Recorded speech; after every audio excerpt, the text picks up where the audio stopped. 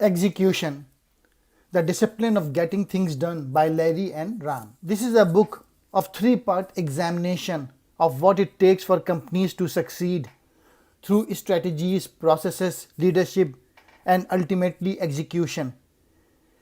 It is this which sets successful companies apart from those that fail. The foundation of changing behavior is linking rewards to performance and making the linkage transparent. The hardware of a computer is useless without the right software. This book tells you how to get things done. It brings to light all the tough issues most people don't want to face. But if you don't face them, your business ultimately suffers. Discipline is a great thing in the world. There are companies that deliver on their commitment year in and year out. Companies such as Walmart, Southwest Airlines. Unless you translate big thoughts into concrete steps for action, they are pointless. Without execution, the breakthrough thinking breaks down. Learning adds no value. People don't meet their stretch goals, and the revolution stops dead. When you get in change for the worse because failures drains the energy from your organization, repeated failure destroys it. What is execution? Execution is a discipline and integral to strategy. Execution is the major job of the business leader. Execution must be core element of an organization's culture. Everybody agrees about their responsibilities of getting things done, and everybody commits to those responsibilities. Good judgments come from practice and experience. Nobel Prize winners succeed because they execute the details of a proof that other people can replicate, verify, or do something with. Unless I can make this plan happen, it is not going to matter. The people who hired Joe saw nothing in his record to indicate he would fail because they did not use execution as a selection criteria. He was a very impressive guy in a bad year. He was doing the right things and he knew what to do about what he had not done. Realism is the heart of execution, but how many organizations are full of people who are trying to avoid reality? What are we doing right in the business and what we are doing wrong in the business?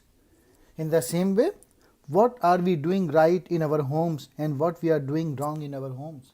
Leaders who execute focus on a very few clear priorities that everyone can understand. Focusing on 3 or 4 priorities will produce the best results. Along with having clear goals, you should strive for simplicity. Self-analysis gives you the capacity to learn from your mistakes as well as your successes. The behavior of a business leader is ultimately the behavior of the organization. People's belief and people behavior is a very important stuff in order to achieve goals in any organization. Behaviors are belief turned into action. Behaviors deliver the results. That's where the rubber meets the road.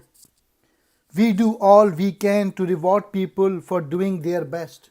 The culture of a company is the behavior of its leader. Leaders get the behavior they exhibit and tolerate. You change the culture of a company by changing the behavior of its leaders. If you look at any business that's consistently successful, you will find that its leaders focus intensely on people selection. Common sense tells us the right people have to be in the right jobs, yet so often they aren't. In most companies, people regard a good leader as one with vision, strategy, and the ability to inspire others. You are searching for people with an enormous drive for winning. These people get their satisfaction from getting things done. The more they succeed in getting things done, the more they increase their capacity. Getting things done through others is a fundamental leadership skill. If the indecisiveness continued much longer, the company would become a takeover candidate. Never finish a meeting without clarifying what the follow-through will be, who will do it, when, and how they will do it. You need to find out about their past and present accomplishments, how they think, and what drives their ambition. What does the person wants to talk about?